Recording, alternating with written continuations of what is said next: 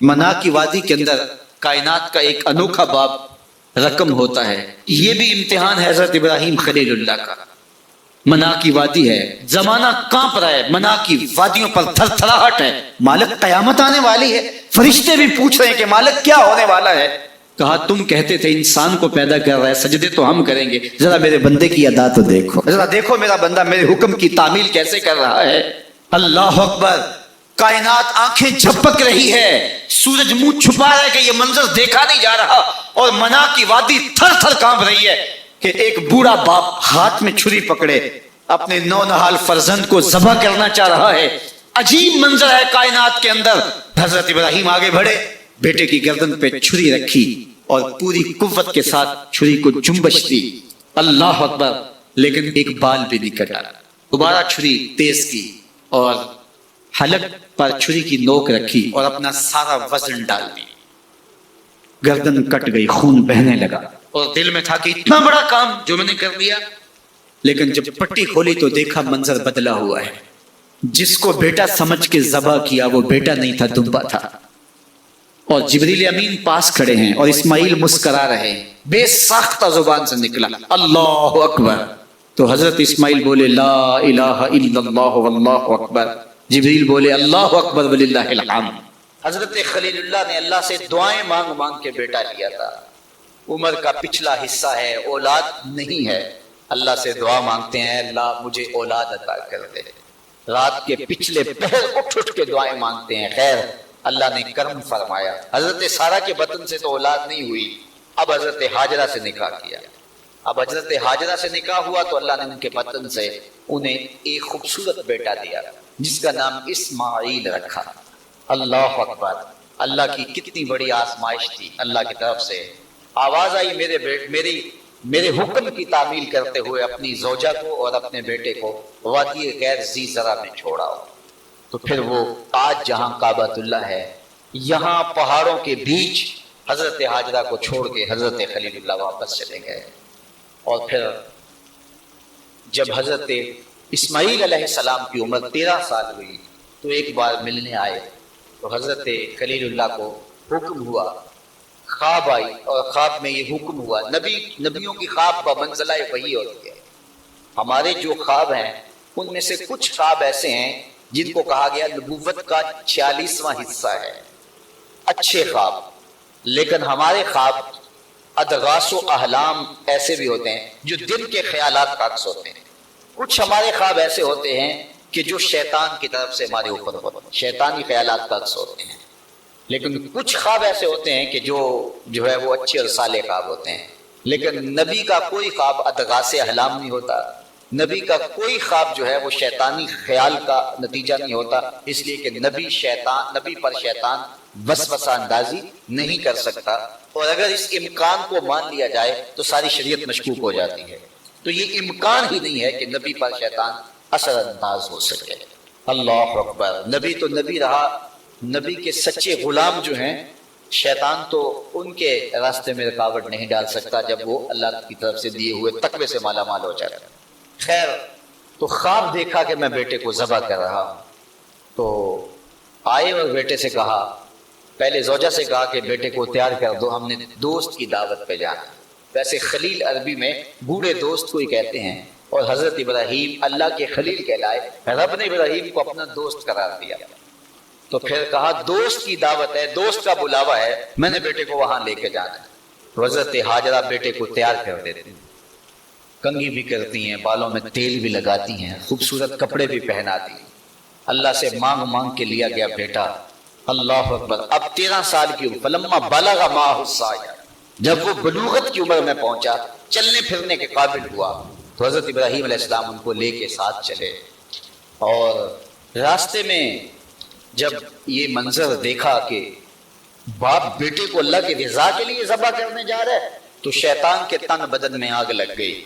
قیامت تک یہ نقشہ دنیا دیکھے گی. کیا منظر ہوگا خدا کی رضا کے لیے یوں بھی اظہار کیا جاتا ہے. تو وہ حضرت ابراہیم علیہ السلام کے پاس آیا. ابراہیم ایک خواب کے سہارے بیٹے کو ذبح کرنے جا رہے ہو، اللہ کو راضی کرنے کے اور تھوڑے طریقے ہیں. تو حضرت خلیل اللہ نے پتھر اٹھا کے اس کے جو ہے وہ مارا، کہا ہٹ جا. میرے پاس ایک اسماعیل ہے، 1000 اسماعیل بھی ہوتے قربان کر کے۔ یہ وہی جگہ ہیں، پھر حضرت اسماعیل کے پاس آیا، انہوں نے بھی یہی بات کہی، کہا کہ ماں کی ممتا بڑی کمزور ہوتی ہے، تو حضرت ہاجرہ کے پاس آ گیا، کہا کہ شہزادہ کدھر ہے؟ کہا دوست کی دعوت پہ ان کا باپ لے کے گیا ہے۔ کہا نہیں، دوست کی دعوت نہیں ہے، وہ تو ان کو ذبح کرنے لے جا رہا ہے۔ کہا کوئی سوچ کے بات کر، دعائیں مانگ مانگ کے لیا رب سے، اپنے ہاتھوں سے ذبح کر دے گا؟ دنیا کی تاریخ میں ایسا کبھی ہوا نہیں کسی باپ نے اپنے بیٹے کو ذبح کیا ہو اور بیٹا نافرمان ہو، تب بھی کبھی ایسا نہیں ہوا۔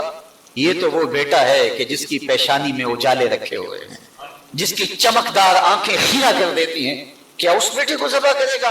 اور باپ بھی اتنا نرم دل، پھر مانگ مانگ کے لیا، مجبور ہو گیا، کہنے لگا کہ وہ اسے اللہ کا حکم کہتا ہے۔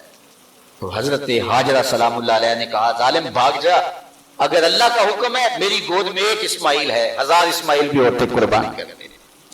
یہ انوکھی داستان تھی جو کائنات میں رقم ہونے جا رہی ہے، یہ کوئی افسانہ نہیں ہے، یہ امر واقعیہ ہے، یہ ہونے والی داستان ہے جس کی یادیں پورے عالم میں بکھری ہیں۔ کائنات میں ایسا انوکھا واقعہ، ایسا البیلا واقعہ زمانے میں نہیں دیکھا ہوگا جو یہ واقعہ رقم ہونے جا رہا ہے۔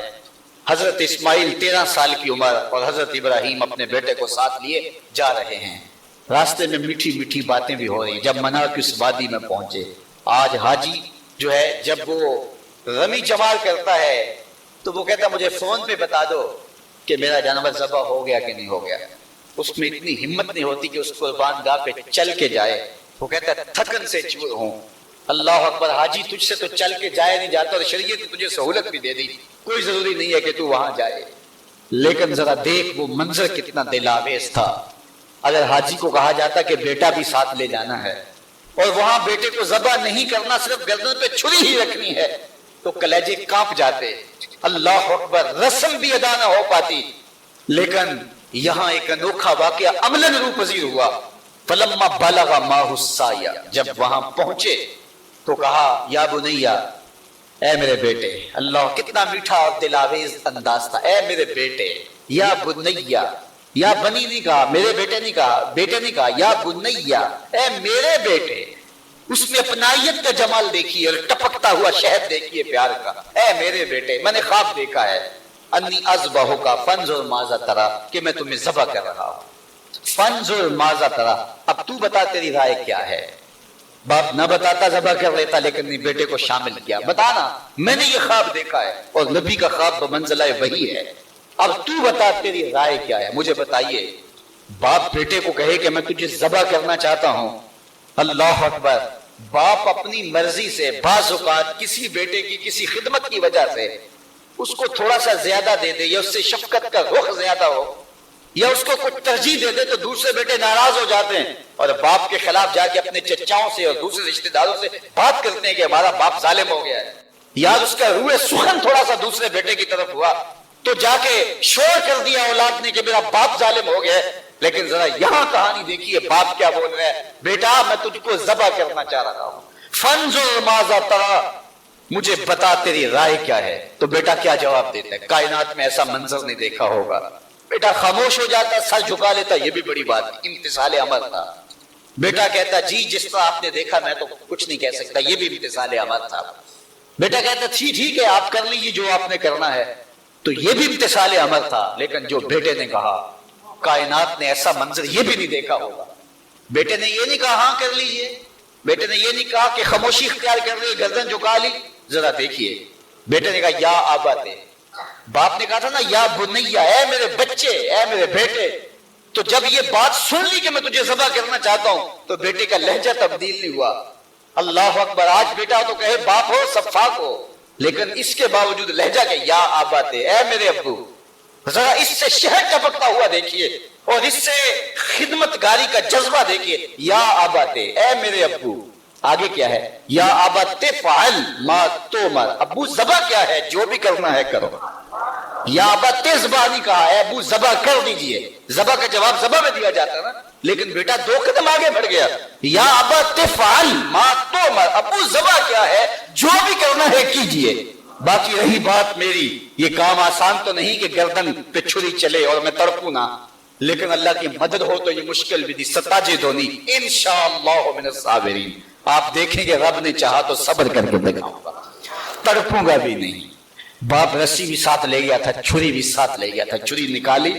یہ کوئی قصہ نہیں، یہ کوئی افسانہ نہیں ہے، یہ حقیقت اور امر واقعیہ ہے۔ چشم فلک نے پہلی مرتبہ یہ منظر دیکھا۔ آج حوریں بھی دیکھ رہی تھی، غلمان اور رضوان بھی دیکھ رہے تھے، فرشتے بھی جھک جھک کے دیکھ رہے تھے۔ مالک قیامت آنے والی ہے، کہا تمہیں بتانا چاہتا ہوں۔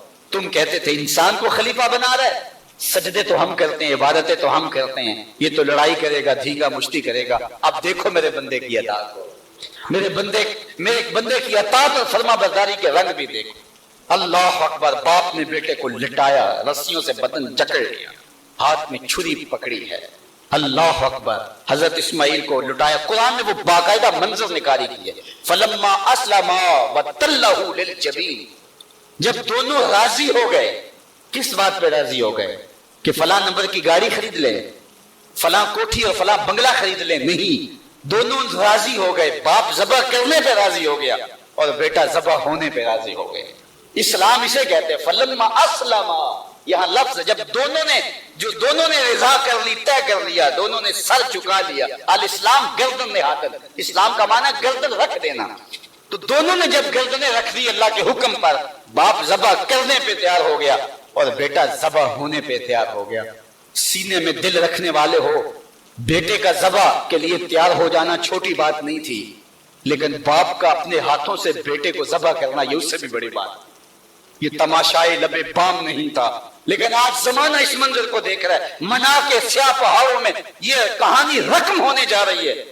باپ نے ہاتھ میں چھری پکڑی اور بیٹے کو لٹایا۔ قرآن بتاتا ہے فلما اسلما، جب دونوں راضی ہو گئے، وتلہ للجبین، اور باپ نے بیٹے کو پیشانی کے بل لٹایا۔ اس پر مفسرین نے دو باتیں کی ہیں۔ للجبین کا معنی کیا ہے کہ پیشانی کے بل لٹایا، پیچھے سے ذبح کرنا چاہ رہے تھے، اور دوسرا یہ ہے کہ جس طرح جانور کو ذبح کیا جاتا ہے تو اس کی گردن کو بل دے کر کے ماتھا زمین پہ لگایا جاتا ہے کہ رگیں تن جائیں اور گردن کھل جائے تاکہ ذبح کرنے میں آسانی ہو۔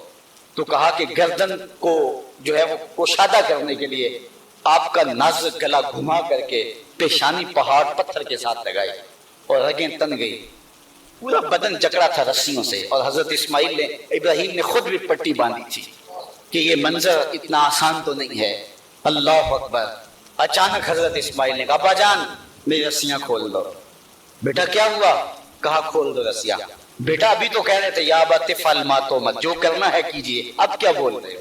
کہا کل کا مورخ لکھے گا باپ ذبح کرنا چاہتا تھا، بیٹا ذبح ہونا نہیں چاہتا تھا، باپ نے باندھ کے کیا ہے، کھول دو رسیاں، نہیں تڑپوں گا۔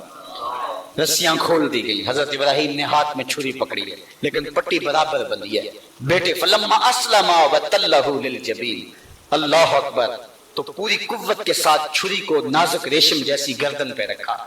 ابراہیم تیرے حوصلے پہ قربان، اسماعیل تیری فرما برداری پہ قربان۔